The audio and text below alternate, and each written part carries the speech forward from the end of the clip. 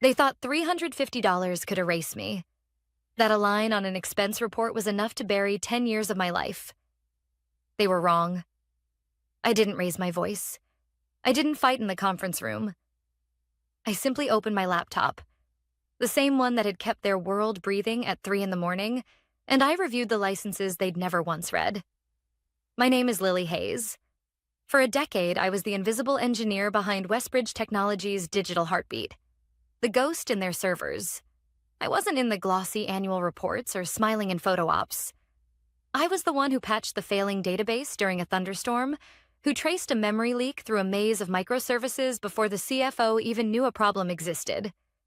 My code wasn't flashy, but it kept the lights on. And for 10 years, I stayed in the shadows. The morning everything changed started quietly enough. A gray March sky hung over San Francisco, the kind of sky that made the bay look like steel. I was in the office early, as usual, nursing my second cup of black coffee while I reviewed overnight logs. All green, no errors. My systems had once again done their silent job. "Lily, got a minute?" I looked up. Standing by my desk was Marcus Klein, our brand new CTO. 6 weeks into the role and already notorious. Tall, sharp suit, and the kind of smile that looked like it had been practiced in a mirror. Harvard MBA, no technical background. He'd been hired, according to the company-wide email, to modernize operations and streamline costs. Translation: make cuts, shake things up, and remind the board why they were paying him $500,000 a year. "Sure," I said, locking my screen. He didn't sit. Power move number 1. Instead, he pulled out a folder, flipped it open, and slid a single sheet toward me. "We've been reviewing expenses. This one stands out." I scanned the paper. A $350 hotel bill. My stomach sank. "That was the night of the Denver outage," I said evenly. "The data center fire. I flew out at 3 a.m. when no one else would. Stayed overnight because the return flights were grounded." Marcus tilted his head. "Still, it's irregular. Booking on your own card without prior approval. Finance flagged it." I submitted the receipt. It was pending reimbursement. "Not anymore." His voice was smooth, rehearsed. "The board sees this as a serious violation. Misuse of company funds. I'm afraid it's grounds for termination." For a moment, all I could hear was the hum of the servers in the next room. 10 years reduced to a hotel bill. "You're firing me. Over $350? I asked quietly. Marcus didn't flinch. "Security will escort you out. Your belongings will be mailed." I stood, more out of muscle memory than conscious thought, and gathered my mug, my notebook. Around us, the office buzzed on, oblivious. Keys clacking, phones ringing. No one realized they were watching an execution. "Your badge and laptop," Marcus said, hand outstretched. I unclipped the badge from my belt, set it on the desk, and slid my laptop across. Each movement precise. Controlled. Inside, something colder was already spinning up, like code compiling in the background. "Anything else?" I asked. He smiled, the kind of smile men like him use when they think they've won. "Number security will see you out." The guard, young and uncomfortable, appeared at my elbow, probably making minimum wage to escort someone who'd built systems before he'd finished high school. "Sorry about this," he muttered. "Not your fault," I said. The elevator ride stretched into eternity. 23 floors of silence, numbers blinking down one by one. By the time we reached the lobby, that cold calculation had hardened into something sharper. They thought $350 was worth more than 10 years of knowledge. They thought I'd vanish quietly, like I'd always worked quietly. But they had no idea what they'd just purchased. Outside, the rain had turned to mist. I stepped onto Market Street with nothing but my bag, my notebook, and the knowledge that Westbridge Technologies was still running on code they didn't own. Code I had written. Code I had licensed. Code I had meticulously documented. The same code they had just cut loose with me. I pulled out my phone, Scrolled through my contacts until I found the name I needed. Rachel Monroe. My law school roommate, now one of the sharpest intellectual property attorneys in the city. She answered on the second ring. Lily, it's been forever. Coffee? I asked. I need to discuss some licensing issues. Her tone shifted instantly. Serious? Very. I looked back at Westbridge's gleaming tower, its logo glittering through the drizzle. They fired me today. Over $350. There was a pause, then Rachel's voice sharpened. Oh, Lily, they have no idea what they've just done, do they? I smiled faintly, pulling my jacket tighter as the mist clung to my hair. No, I said, but they're about to learn. Rachel raised an eyebrow. That's creative. After 10 years? 10 years, I said. One fire after another, one 3 a.m. call after another, one system crash avoided after another. And all of it gone because a CTO wanted to show he's tough on expenses. Marcus Klein? You've heard of him? She smirked. Everyone's heard of him. He's a case study waiting to happen. The kind of exec who thinks code is a liability and engineers are replaceable. Her words cut, because I'd felt replaceable for years, but I shook that off and pulled out my personal laptop. That's why I called you. I need to know where I stand. I opened GitHub. Repo after repo, each carefully documented. Each with timestamps, commit histories, and license files I'd drafted myself. I turned the screen toward her. These libraries, I said. I wrote them on my own time, on my own equipment. I integrated them into Westbridge's systems because they needed solutions, and I wasn't about to watch us go down when I could fix it. Rachel leaned forward, scrolling. MIT license here, GPL here. Wait. She froze at one repo. This one's your custom license? Yeah. Drafted it 3 years ago. Free for personal use. Requires commercial licensing for any for-profit entity. Her eyes widened. And they've been using this in production? For years, I said. Payment systems, authentication layers, even their internal monitoring. It's everywhere. Rachel leaned back, smiling slowly. You paranoid genius. You've been preparing for this. Not preparing, I corrected. Surviving. I learned early that companies love using your work, but hate paying for it. So I made sure the terms were clear, even if no one ever bothered to read them. She tapped her pen against the table. How much are we talking about? I pulled up my tracking dashboard. Every API call logged, every build process recorded, every instance spun up. Conservative estimate? $2 million in licensing fees. Maybe more once we calculate the damages for unauthorized use. Rachel whistled low. That's not pocket change. It's not about the money, I said. It's about 10 years of invisible work, about being the ghost they only remembered when things broke. And now they've made me visible. Rachel studied me for a long moment. Okay, first step, we document everything. Every commit, every Slack message, every time your repos were used in production. I'll make the case airtight. Already done. I slid a USB drive across the table. 3 years of logs, build pipelines, internal messages, everything. She laughed, shaking her head. You're either the most prepared client I've ever had, or the most dangerous. Maybe both. Her tone shifted, serious now. Lily, once we send this, there's no going back. You'll be burning every bridge. Any chance of going back, gone. Are you ready for that? I looked down at my coffee, the surface rippling as I exhaled. I thought about the years of silence, of watching others take credit, of Marcus smiling as he held out his hand for my badge. They lit the match when they fired me, I said quietly. All I'm doing is choosing where the fire spreads. Rachel nodded.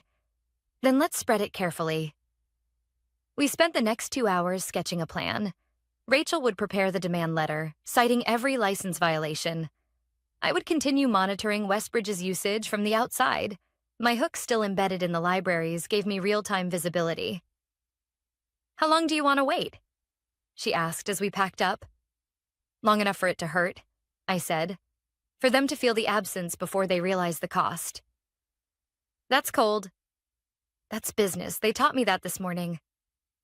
When I left the cafe, the drizzle had stopped. The city lights glistened on wet pavement, sharp and unforgiving. I walked home slowly, laptop heavy in my bag, mind racing. My apartment felt strange at 2 p.m. on a weekday. Too quiet. I set down my bag, placed the succulent from my desk on the windowsill, and opened my laptop. Out of habit, I checked Westbridge's public status page. All green, all systems humming. My code still doing its job, even as HR processed my termination paperwork. The irony didn't escape me, but I knew those green lights wouldn't last, because Marcus thought he'd saved $350, and he had no idea what that decision was about to cost him. The first week after my termination was quiet. Too quiet. For the first time in 10 years, I wasn't waking at 2 a.m. to a Slack ping or an emergency call. I went for morning runs. I cooked dinner without checking error logs. I even slept through the night, though my dreams still carried the hum of server fans. But habits don't die easily. Every morning, I opened my laptop, not to log in to Westbridge systems. They'd revoked my access instantly, but to check my own monitoring dashboard. Because what Marcus didn't know was this. My libraries weren't just code dumps. They were living systems. Every API call, every integration, every unusual spike. I'd built telemetry hooks into them. Not malicious, not backdoors. Just the kind of responsible monitoring any open source maintainer would keep. And it gave me a window into their world. On Tuesday, I saw the first flicker. A junior developer pushed a cleanup commit, removing what they thought were redundant error handlers. I recognized the fingerprints immediately. Logan-style thinking, clean, simple, pretty. Except those handlers weren't redundant. They were protecting against obscure edge cases in a third-party API. By Thursday, response times had spiked. Not enough for the public to notice, but enough that I knew they'd introduced a race condition. Give it a week, maybe 2, and they'd have their first outage. Friday afternoon it came. My phone buzzed with a news alert while I was standing in line at the grocery store. Westbridge Technologies suffers payment processing outage. Thousands of transactions affected. I dropped a carton of eggs into my basket, pulled up the public status page on my phone. Still green. They were hiding it. But my telemetry told the truth. The payment service was eating memory like wildfire. I could picture it. Dashboards flashing red, engineers scrambling, Marcus pacing and demanding answers. 3 hours later, they'd rolled back the commit. Service restored, but the damage done.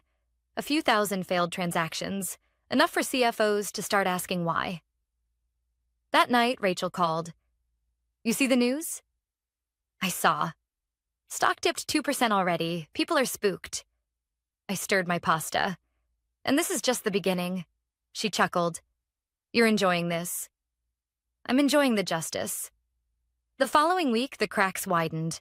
Their monthly deployment cycle was scheduled. Big updates. Multiple services touched at once. I knew the pipeline better than anyone.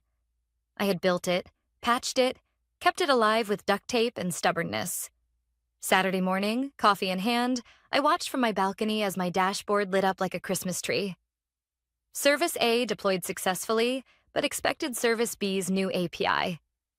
Service B couldn't start because Service C's migrations were incomplete. Service C waited on Service A's lock. Deadlock. Circular dependency. The whole system grinding to a halt. I leaned back in my chair, sipping coffee, imagining the war room. Marcus sweating under the fluorescent lights. Engineers huddled over laptops. Pizza boxes piling up. The frantic search for a fix. By Sunday morning, the outage had made headlines. Second major disruption at Westbridge in 10 days. Their stock dropped another 3%.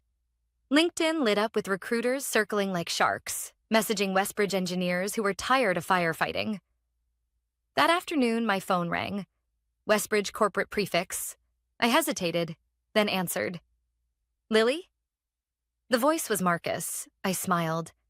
"Marcus, didn't expect to hear from you." I need to clear something up." We've had some technical issues. I read the news. You know our systems better than anyone. If you could just point us in the right direction. I don't work there anymore, remember? Still, some guidance would be, check your dependency graph, I said. Look for cycles. And Marcus? I let my voice drop, calm and sharp. Next time you think $350 is more valuable than 10 years of experience, remember this moment. Silence. Then a clipped, fine. He hung up. By Monday, Rachel had finished her review. Every license violation documented, every timestamp logged, every Slack message proving they knew they were using my personal repos. This is airtight, she said, sliding the draft letter across the cafe table. We send this, they'll panic. Good, I said. She studied me. You really want to go through with this? You'll be burning the bridge completely. They burned it first. We set the send date for the following Monday. Enough time for Westbridge to believe they'd stabilized, just as the board prepared for its quarterly review. That evening, I poured a glass of wine and stood at my window, watching the city lights blur through the drizzle. My succulent sat on the sill, patient and alive. They thought they'd saved $350. By the time the letter hit their inbox, they would realize what that $350 had really cost. Monday arrived gray and wet, the kind of San Francisco morning that makes the streetlights look tired. I brewed coffee, opened my laptop, and reread Rachel's draft one more time. Demand for payment of licensing fees for unauthorized commercial use. Itemized by library, instance count, and months of use. Invoice totaling $2,120,000 plus statutory interest and legal costs. 14 days to pay or cease all use immediately. Attached. Commit histories from my personal machine, timestamps outside work hours, Slack excerpts where managers approved integrating Lily's personal repo, and the email from the previous CTO acknowledging that my ownership remained mine. Ready? Rachel said over the phone. Send it, I said. At 9:01 a.m., her email left the outbox and slid into Westbridge's legal inbox with a read receipt. I watched my telemetry screen. Quiet, steady, the green pulse of systems still leaning on my work. At 9:18, an auto-reply from their general counsel's office. Received. At 9:37, a calendar invite. Urgent, licensing claim discussion. 30 minutes later with their deputy GC, a senior HR partner, and, of course, Marcus. I joined the call as Lily with counsel. Rachel's square lit up beside mine. The deputy GC began, Ms. Hayes, Ms. Monroe, we dispute the premise. Any code developed during employment is work for hire. Rachel didn't raise her voice. The code at issue was developed on Ms. Hayes' personal equipment, outside work hours, under an acknowledged exception documented by your previous CTO. You'll find that email in Exhibit C silence, then paper shuffling. We've seen it, the GC said, voice tighter. Even so, $2,012,000 is excessive. It's calculated conservatively, Rachel replied. Per instance, per month below market rates. You are welcome to cease use immediately and owe nothing further. We can't simply switch off core systems, the HR partner blurted.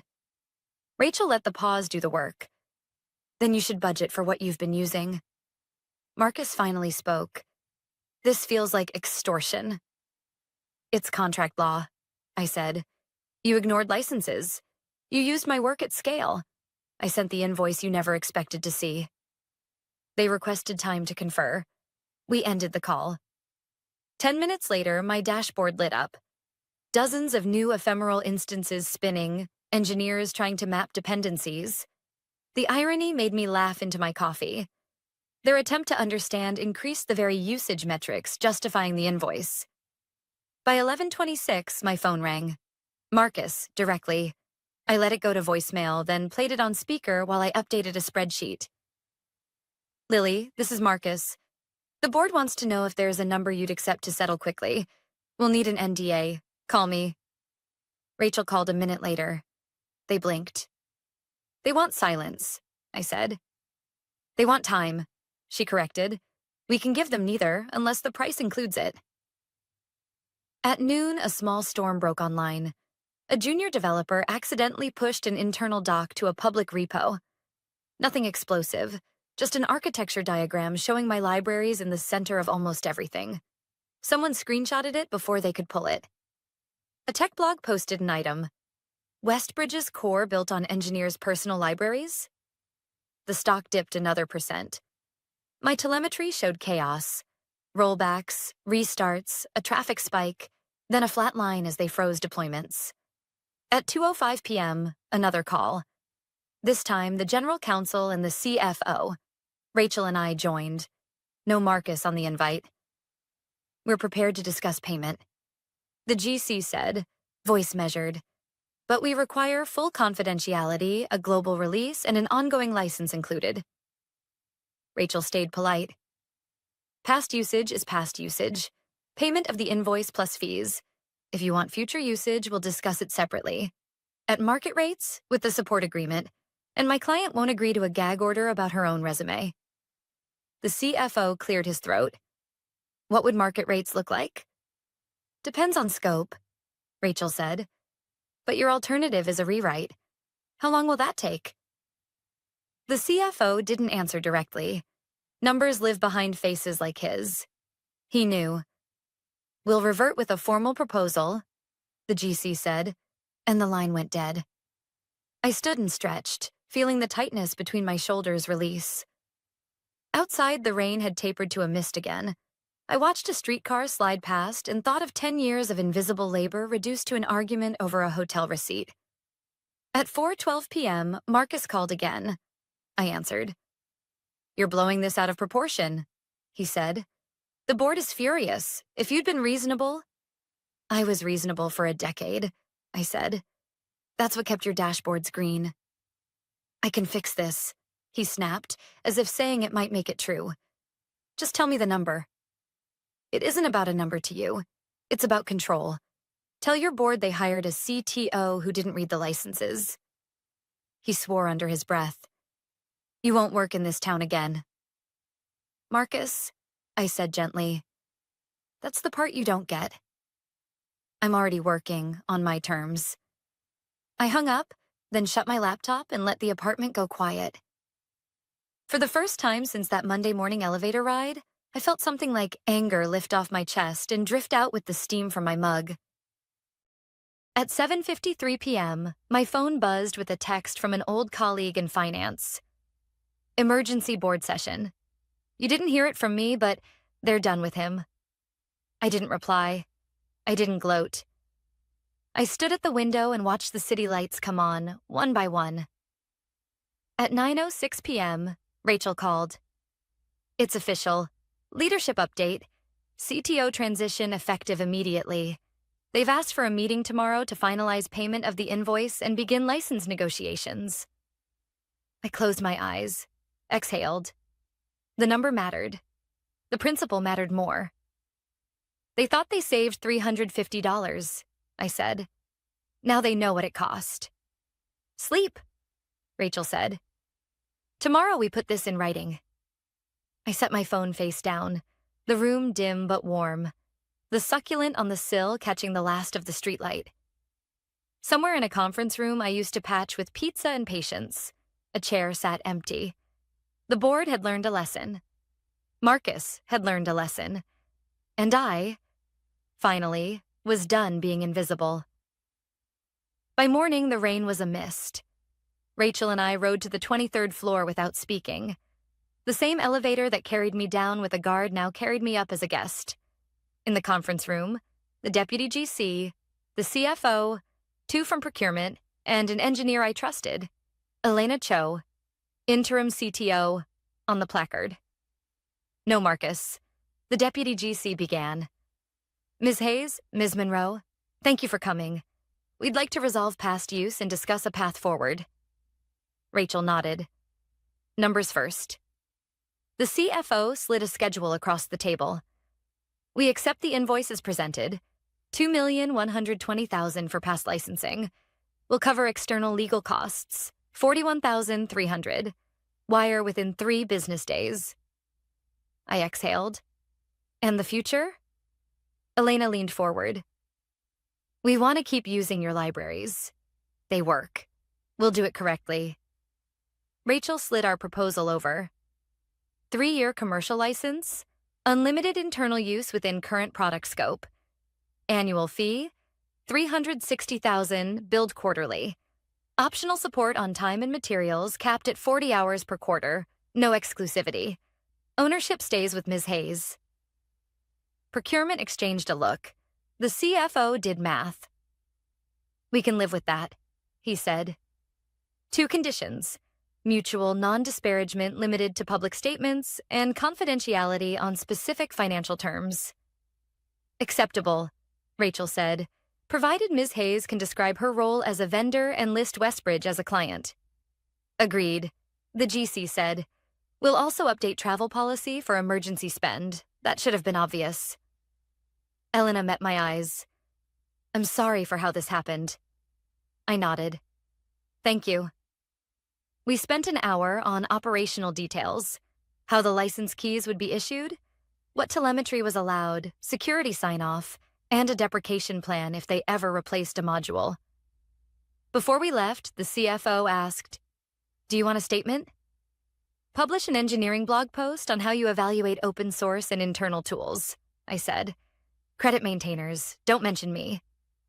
Elena smiled. We can do that.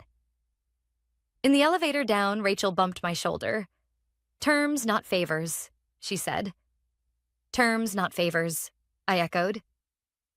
The wire hit the next afternoon, the invoice and the fees.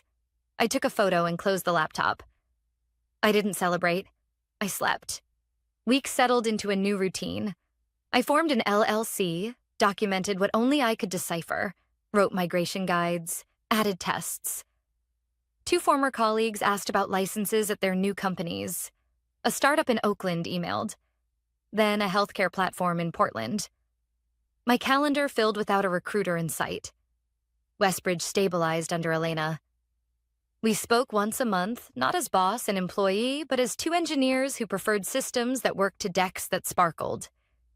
After their first quiet quarter, she wrote, Thank you. We slept. I forwarded it to Rachel with a single line. Worth it. I kept the $350 hotel receipt in a clear frame on my desk. Not a trophy, a label for a specimen. A reminder that neglect is expensive, that reading matters, that invisible work is only invisible until you remove it. One Saturday, I repotted the succulent from my old desk. It had 2 offshoots. I put one in a clay pot with a note. For the ops team, water weekly, read the runbooks.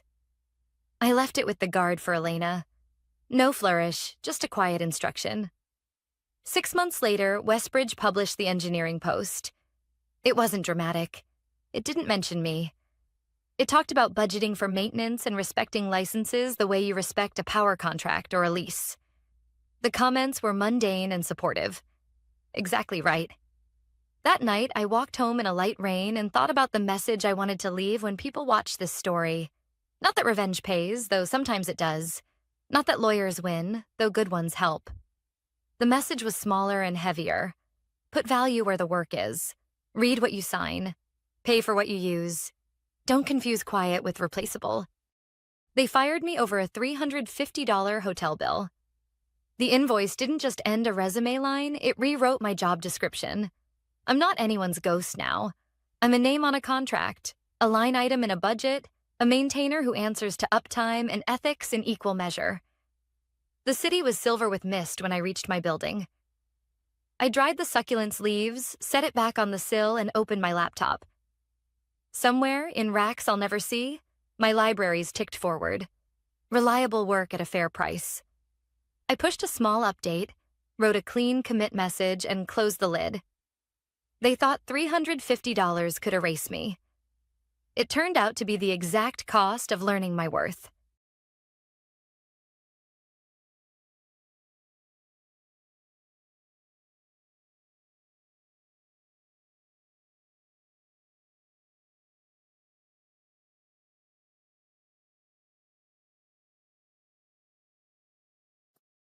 He thought my login was a key to brilliance. He didn't know I'd already changed the locks. Tomorrow, in front of our biggest client, he'll present what he believes is genius strategy. What he doesn't know is that every slide, every chart, every number will collapse under the first real question. And I'll be right there, in the front row, watching his world implode. My name is Emma Clark. I'm 34 years old, senior data strategist at one of the largest consulting firms in New York. For 7 years, I've been the quiet architect behind projects that brought millions to the company. My colleagues call me reliable. My performance reviews praise my attention to detail. But the same line appears every year. Emma needs to work on her executive presence. That's corporate code for, she does the work, but we can't picture her leading. I know what invisibility feels like. I've watched junior analysts present my models to the board. I've seen managers repackage my insights with their name on the slide deck. I've stayed in the office past midnight fixing disasters no one else could solve, only to watch someone else smile for the credit. The truth is, I learned long ago, when you're invisible, you see everything. That's how I saw him. Liam Foster, 28 years old, business school graduate, expensive suit, expensive watch, and the arrogant calm of someone who has never been told no. He had one qualification that outshined all others. He was the CEO's only son. And in a firm like ours, that was more powerful than a PhD, more valuable than a decade of experience. When Liam joined, it wasn't through HR. It was at a Monday morning meeting when our CEO announced him with pride. My son will be taking a leadership role in our most critical accounts. He represents the future of the company. The future. That word stung, because I knew what it meant. The future was Liam in the spotlight, and me in the shadows, quietly making sure his spotlight didn't collapse. Our biggest client this year was Crestmont Industries, a $50 million engagement to rebuild their retail data infrastructure. The kind of project that defines careers, the kind of client you cannot afford to lose. Naturally, I expected to be buried in the back end as usual, doing the heavy lifting while Liam smiled for the cameras. And I was right. From his first day, Liam was a hurricane. He didn't ask. He demanded, "Emma, send me the quarterly churn analysis. Emma, I need the revenue projections by noon." "No, please, no thank you. Just assumption." And when he forwarded my reports, my name vanished. His signature appeared at the bottom. At first, I bit my tongue. I'd played this game before. But then he crossed a line. It was a Thursday afternoon, nearly 5 p.m., when Liam walked into my office without knocking. He leaned against the door frame like he owned the place. "I need your login credentials for the Crestmont folder," he said. Not asked. Said. I paused. "Those are my working files, Liam. They're not ready for client use." He waved a hand as if brushing away a fly. "I just need some visuals for a deck I'm pulling together. Don't worry, I know what I'm doing. Send me the password." And just like that, he left. Expensive cologne lingering in the air. I sat there staring at my screen, 7 years of being overlooked flooding my chest. How many times had I been told I wasn't leadership material, while watching leaders like Liam, who couldn't explain a single formula, take credit for my work? Something inside me shifted that day. Not rage. Rage burns too quickly. This was colder, sharper. Calculation. I opened a new folder. Crestmont Final, EC. My initials at the end, subtle enough to be ignored. Inside, I began crafting a different kind of deliverable. Not lies. No, that would be too obvious. Instead, I built analyses that looked flawless at a glance, but were catastrophically wrong under scrutiny. A retention model with inverted formulas. A revenue projection based on outdated exchange rates. A segmentation strategy pulled from demographics. Crestmont hadn't targeted in a decade. Beautiful to the eye. Fatal in reality. Then I saved the real versions, clean, correct, airtight, into a separate, secured folder, complete with documentation trails and timestamps. If Liam wanted my login, I'd give it. And I'd give him exactly what he deserved. When the email arrived, "Send me your credentials ASAP." My reply was short. Here you go. The files you need are in Crestmont Final. E.C. Send. The trap was set. Over the next 2 weeks, I watched Liam present my poisoned files in internal meetings, bragging about the insights he'd developed. His voice steady, his smile unwavering. I stayed quiet, nodding in support, documenting every misstep. Each claim he made bound him tighter to the lies. Each compliment he received from executives made his eventual fall heavier. Tomorrow, he will walk into Cressman's boardroom wearing his $3,000 suit and his father's confidence. He will project my corrupted files on a screen worth more than my car. And he will promise the impossible. And me? I'll be sitting in the front row, my leather folder on my lap, containing every real analysis, every timestamp, every piece of evidence. Waiting. The beauty of a trap is that the victim springs it themselves. The morning after I handed over my login, the entire office seemed to orbit around Liam. He walked through the halls like he was born to own them. Handshakes, easy smiles, the kind of polished confidence that money buys and upbringing reinforces. People leaned in when he spoke, laughed at jokes that weren't funny, nodded at insights that weren't his. I watched from the sidelines, unnoticed as always. That was my gift, really. Being invisible means you can study people in ways they can't study you. And what I saw in Liam was not brilliance, but bravado. He knew the language of leadership, big words, polished gestures, but not the substance beneath. The first test came a week later in a team meeting. Liam presented my retention model, one of the poisoned files I'd planted. On the screen, charts glowed in corporate blues and greens, arrows pointing upward. He cleared his throat, voice carrying with authority.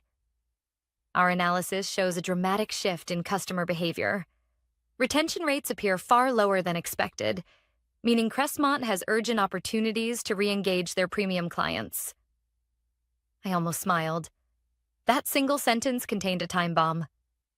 Across the table, Sarah from Analytics frowned. Are you sure about that? I thought retention had been improving, not dropping. Liam gave her a smile that could have been rehearsed in a mirror. Sometimes data forces us to challenge our assumptions. That's why Crestmont hired us, to bring in fresh perspectives. The room nodded. No one pushed further. Not yet. But I logged the moment.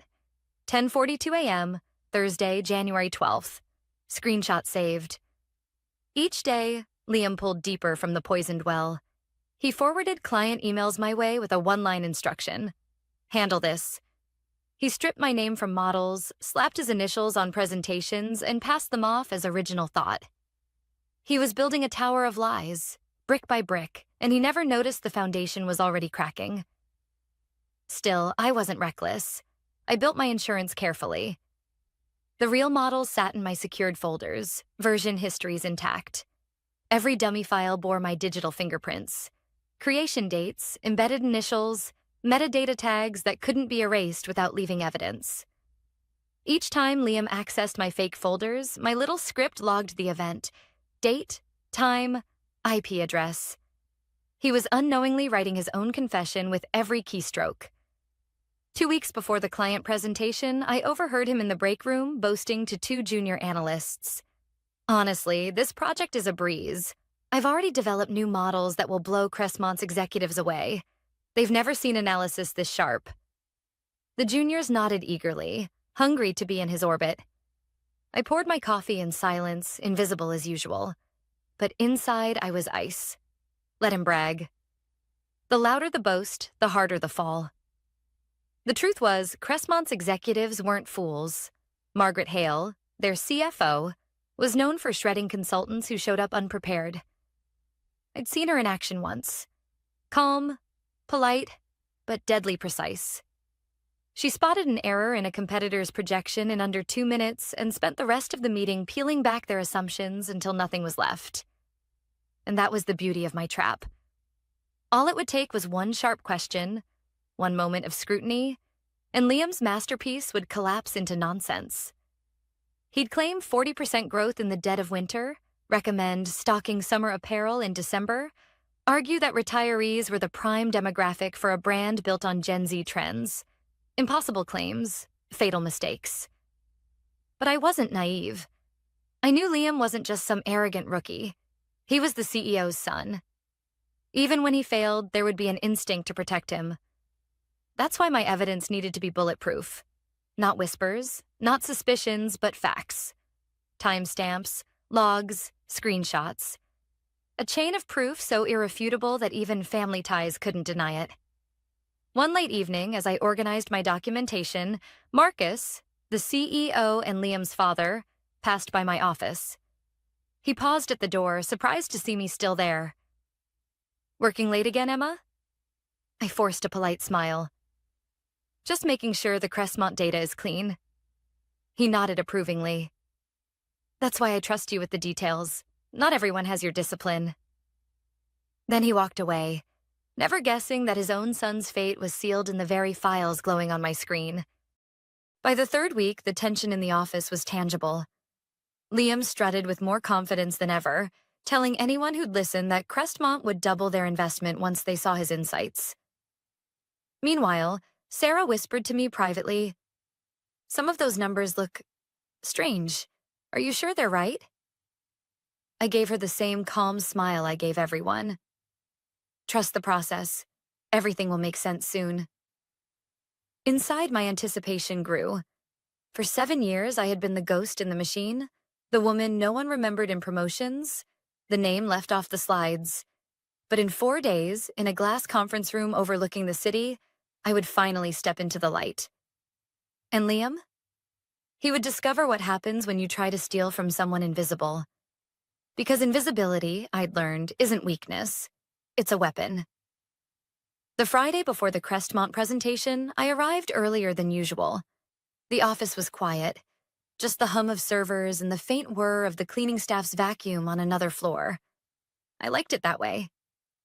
Silence gave me clarity. I poured myself coffee and opened the secured folder on my laptop.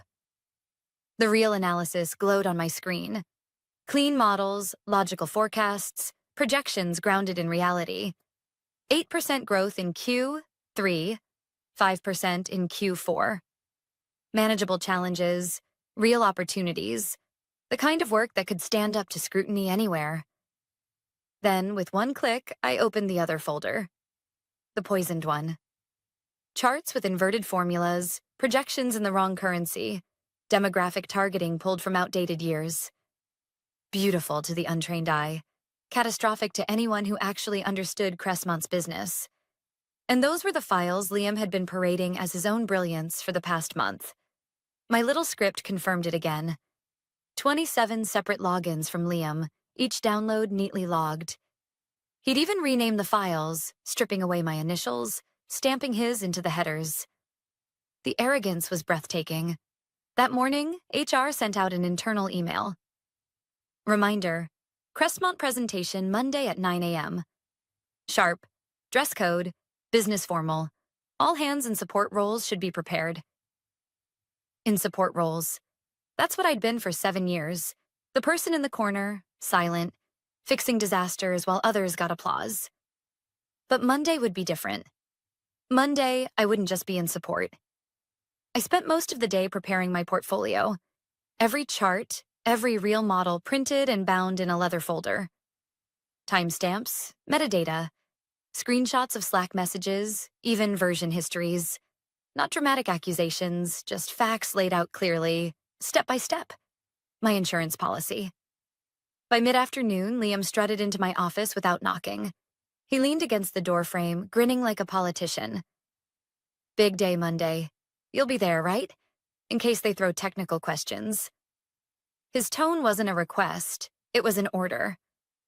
"Wouldn't miss it," I replied evenly. "Good." He straightened his tie and flashed that practice smile. "Not that I'll need backup. The work speaks for itself." I almost laughed. Yes, it did. That weekend, I tried to relax, but the anticipation gnawed at me. I walked around the city, sat in cafes, pretended to read. But my mind kept circling back to Crestmont's boardroom, to the moment when impossible numbers would be projected on a 12-foot screen. Sunday night, my phone buzzed with an unexpected email from Marcus, our CEO. Emma, please bring supporting documentation to tomorrow's meeting. Liam mentioned you've been keeping the technical backups. I stared at the message for a long time. Of course. Liam was already building his escape route. If things went south, he'd try to redirect blame. Say I'd given him faulty numbers or claim I'd failed to clarify. He thought he was clever, lining up a scapegoat. But scapegoats don't usually carry portfolios of evidence.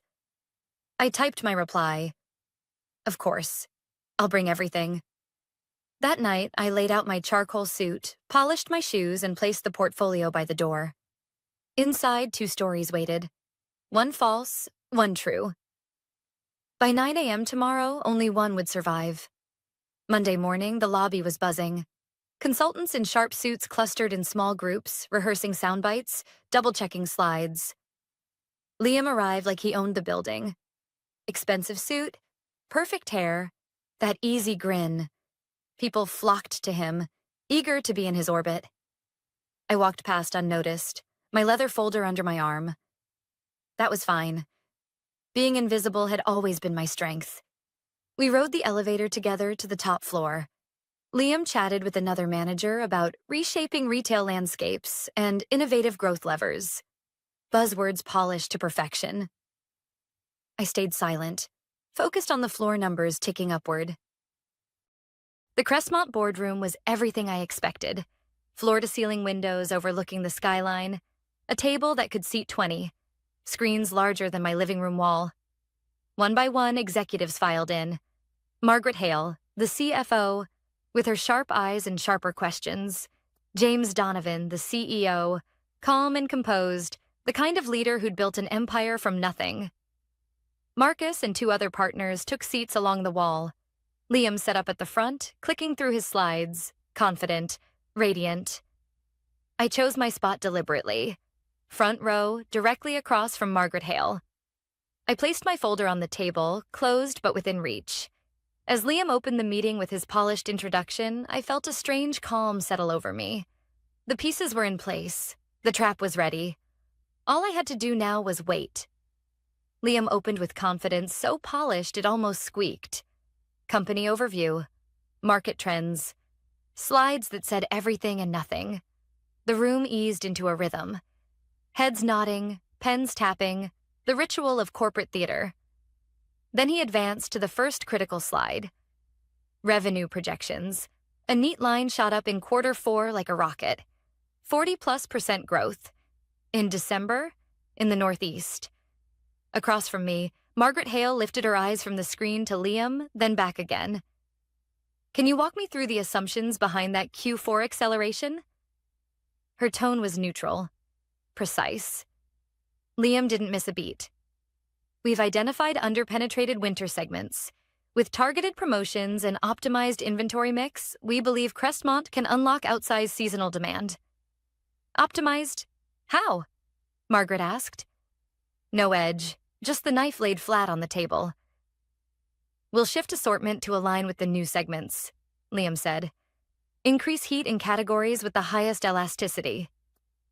It sounded like English. It wasn't saying anything. James Donovan, Crestmont's CEO, leaned forward. James, he said, we have 32 winters of data. We've never beaten Q3 in Q4, not once. Liam clicked again to segmentation. A tidy cluster plot labeled Primary Growth 55 to 70. Retirees is the engine of a brand built on athleisure and downtown pop-ups. Margaret's eyebrow lifted. You're suggesting our growth is driven by retirees? Emerging opportunity, Liam said. A neglected cohort with high lifetime value. Margaret glanced at her tablet, then back at the slide. Our revenue is 76% 25 to 34. That's not a belief. That's our internal data for the last 3 years. A thinning silence settled. Pens stopped tapping. Liam's smile strained but held. Sometimes internal views lag the market. We're challenging assumptions. He advanced to inventory optimization. A colorful calendar grid pulsed on the screen. The caption, Winter Mix Shift, Outerwear/Resort. It took 2 seconds for the room temperature to drop. James folded his hands. Are you advising we cut outerwear in December and expand resort? Based on projected footfall from travel-adjacent locations, yes, Liam said. Underexploited adjacency. Margaret didn't look up. Projected from which locations? Composite of Midwest and Northeast stores. Then why is the seasonal coefficient tagged Sunbelt 14? She asked, still reading. Because that's a Sunbelt coefficient. A ripple passed around the table. Even Liam's confidence flickered. That's a label artifact. The math is sound. Margaret lifted her gaze. Is it? She tapped her screen. Because your Q4 revenue sheet references FXUSDAUD at 0.74 in the conversion helper. We're a US retailer. Why are you converting Australian dollars? Liam blinked. We standardized currency to maintain... To maintain what? James asked, mild as snow. We sell coats in Chicago, not cairns. Someone near the end of the table coughed, the kind of cough that tries to bury a laugh. Liam's hand tightened on the clicker. He moved to churn. My inverted formula gleamed in corporate blue. Premium retention at 18%. Industry devastating. Margaret didn't even ask. Our last monthly cohort shows 82% retention for premium. This says 18. You're off by a factor of 4.5. New cohort definition, Liam said. We're using a stricter window to expose the leak. It's inverted, Margaret answered. Your denominator is wrong. A G 247 points to loss, labeled as keep her eyes flicked up, steady. Who built this? Team effort, Liam said smoothly. I led methodology. My folder felt suddenly heavy in my lap. I didn't move. I didn't need to. The room was doing the work. Mr. Foster, James said, voice soft enough to make everyone lean in. Do you understand our business? Silence. Liam opened his mouth, then closed it again. His father, Marcus, shifted on his chair along the wall, face unreadable. James looked past Liam, to me. Emma, is there anything you want to add? Every head turned. The old reflex, to minimize, to stay small, flashed and died. I set my folder on the table, stood, and held up an HDMI cable. May I? I asked. James nodded. Liam stepped aside, stiff as a mannequin. I connected my laptop. The screen changed. Gone were the impossible spikes. In their place, a modest 8% in Q3, tapering to 5 in Q4, with confidence intervals and notes that matched Crestmont's reality. This projection accounts for 32 winters of historicals, I said. My voice surprised me. Calm, even. Footfall declines 59 to 63% after October across your Midwest locations. Any model showing Q4 outpacing Q3 is misspecified or mixing geographies. Margaret was already nodding. That aligns with our view. I clicked to segmentation. Primary revenue is 25 to 34, 76% last year, rising to 78 this quarter. The earlier analysis used 2014 segmentation logic. Crestmont repositioned in 2019, I advanced to inventory. Outerwear is correctly weighted for December through February. The resort lift in the other deck came from Sunbelt coefficients mistakenly applied to Midwest stores. A label artifact would not redirect a formula. The range reference was wrong. No one interrupted. The room felt closer now, as if the table had quietly tightened around the truth. I moved to retention. Premium retention is 82%. The other file inverted the calculation. AG 247 points to the loss flag. Here's the corrected sheet, with audit trail. Margaret's pen hovered, then dropped. Thank you. I stopped. I hadn't mentioned Liam. I hadn't needed to. The numbers were their own witness. James tapped his finger once on the table. One question, he said to me. How did we get shown that? He angled his head toward the frozen image of Liam's slide. Instead of this? I opened the folder, Pages lay in crisp order: version histories, timestamps, access logs. "These are the preliminary drafts I keep for internal stress testing," I said. "Marked not for distribution. They were accessed, renamed, and presented as final." I slid one page forward. "You'll see the metadata change on the distributed deck. The label preliminary was removed." Liam spoke quickly, too quickly. "Emma supplied the wrong numbers. I asked for the final file and she—" "The access log shows 43 downloads from my prelim directory in 4 weeks," I said, keeping my voice level. "Each occurred after I flagged the final versions in our secured path." I didn't look at him. I looked at James. "The client deserves accurate work. This," I tapped my screen, "is accurate." Silence again, the decisive kind. James stood. "We'll take 10 minutes," he said. "Emma, please stay. Everyone else, give us the room." Chairs slid, paper rustled. Liam didn't move at first. Then he did, jaw set, eyes everywhere but mine. Marcus followed him out, a fraction too slowly. The door closed. The room felt larger. Margaret exhaled. "Emma," she said quietly, "can you deliver the analysis you just showed us under our timeline?" "Yes," I said, "with authority to choose the team. Direct access to your data. Clear sign-off protocols." James nodded once. "Good." Outside the glass, I could see Liam on the phone, pacing, one hand to his temple. For years, I'd been invisible in rooms like this. Now the room was looking back at me. The 10 minutes hadn't passed yet. But the tide had. The 10 minutes stretched into 7. The door opened. James and Margaret returned first, faces composed. Marcus came in behind them, the careful neutrality of a man balancing 2 loyalties. Liam followed last, jaw tight, eyes fixed on the middle distance. James resumed his seat and folded his hands. "Thank you for your patience," he said. "We're continuing with the engagement under one condition. Emma leads it. Effective now." He turned to me. "Authority to pick the team, direct access to our data, and a weekly checkpoint with me and Margaret. Can you accept that?" "Yes," I said. "I'll need a clean handoff today and a working session with your finance and operations leads by Wednesday." "Done," Margaret said. Liam cleared his throat. "With respect, this change midstream will confuse the client. The original methodology—" James didn't raise his voice. "Mr. Foster, you won't be speaking for us going forward." He looked to Marcus. "I assume your firm will manage its internal process."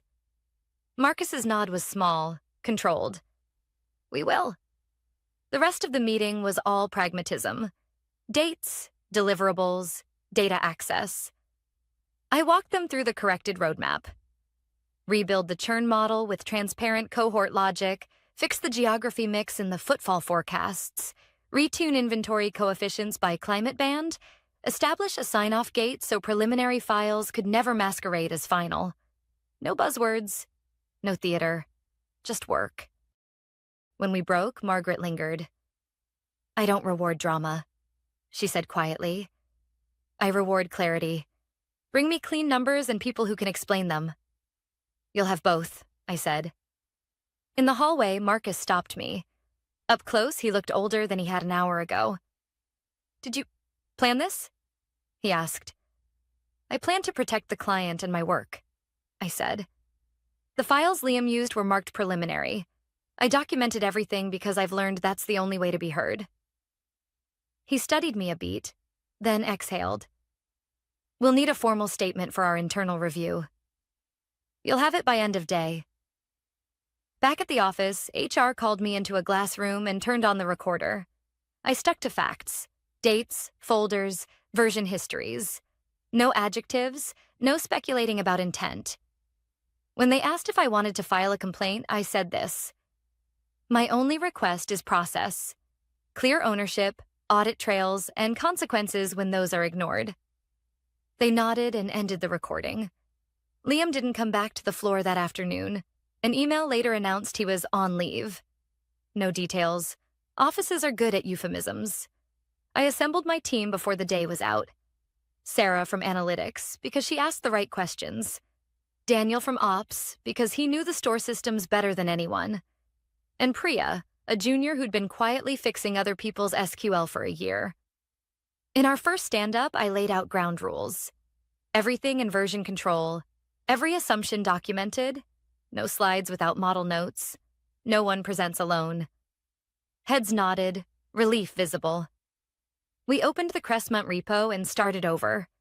The next weeks were a blur of clean work. Daily syncs with Crestmont's finance and ops. A cohort retention model that anyone could audit in 5 minutes. A seasonality framework that separated climate from calendar. A modest forecast, 6 to 8% growth in Q3, 4 to 5% in Q4, tied to levers Crestmont actually controlled. We piloted a staffing optimization at 6 stores and watched checkout times drop without overtime. When we recommended shifting outerwear buy windows by 2 weeks in the Midwest, the warehouses stopped choking in January. We didn't promise miracles. We delivered improvements. By quarter close, the numbers came in. Crestmont landed at 6.8% growth in Q3, 4.9% in Q4, within the band we'd projected. Inventory carry cost fell by $1.8 million over 2 months. Margaret sent a 3-sentence note to our firm. Thank you for the transparency. Thank you for the rigor. Keep going. I printed it and slid it into my folder behind the access logs. Both mattered. The internal part resolved quieter. Liam resigned. To pursue new opportunities. The announcement was 3 lines long. Weeks later, he sent me an email that started with defensiveness and ended with apology. I read it twice, then archived it. I wasn't interested in being his lesson. I was interested in not repeating mine.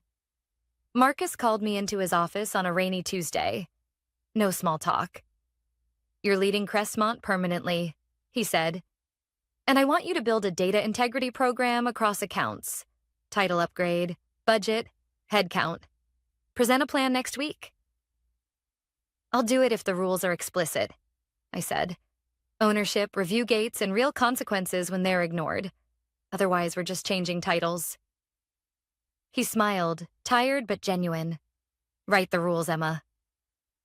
I walked back to my desk past the kombucha taps and the aspirational posters and thought about how quiet fights change companies. Not speeches, not takedowns.